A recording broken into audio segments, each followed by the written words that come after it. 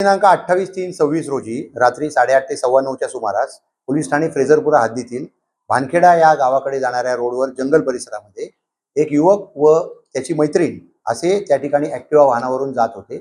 5 लोकांनी त्यांना त्या ठिकाणी अडवले, त्यांना लाथाबुक्क्यांनी मारहाण केली आणि त्यांच्याकडील 120 रुपये काढून घेतले आणि त्याचबरोबर त्यातील एका आरोपिताने या पीडितेवर लैंगिक शारीरिक अत्याचार केलेले आहेत.